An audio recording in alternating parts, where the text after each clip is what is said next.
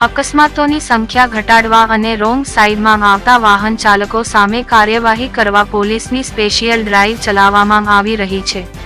આ special drive અંતર્ગત છેલ્લા 3 દિવસમાં કુલ 170 લોકો વિરુદ્ધ કાયદેસરની કાર્યવાહીઓ હાથ ધરવામાં આવી છે। તે ઉપરાંત તેઓના લાયસન્સ રદ કરવાની પ્રક્રિયાઓ પણ હાથ ધરવામાં આવી છે।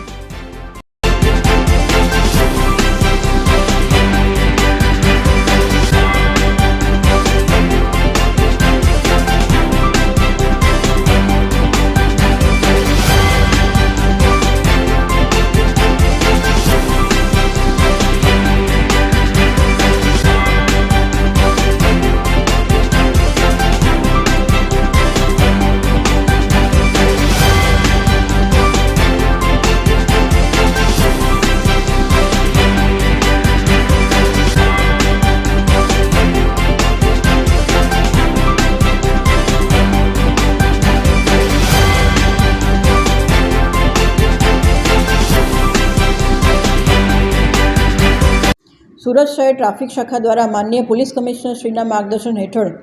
સમગ્ર શહેરમાં અત્યારે રોંગ સાઇડની ડ્રાઇવ ચાલી રહી છે। આ રોંગ સાઇડની ડ્રાઇવમાં સૌપ્રથમ અમે વાહન ચાલકોને અવેર કરી રહ્યા છીએ કે તમારું રોંગ સાઇડમાં વાહન ચલાવવાના લીધે તમે તમારી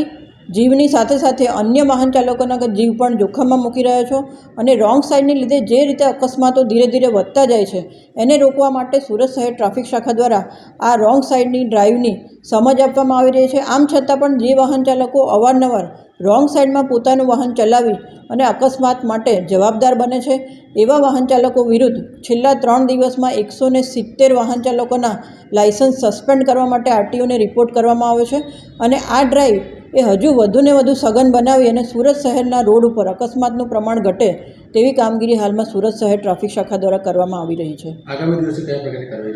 આગામી દિવસોમાં હજુ પણ જોખમકારક રીતે પોતાનું વાહન ચલાવવું એટલે કે ઓવર સ્પીડિંગમાં પોતાનું વાહન ચલાવવું, રોંગ સાઇડમાં પોતાનું વાહન ચલાવવું અને વાહન ચલાવતી વખતે મોબાઈલ ફોન પર વાત કરવી એ ત્રણેય હેડ હેઠળ હજુ આ ડ્રાઇવ વધારે સઘન બનાવવામાં આવશે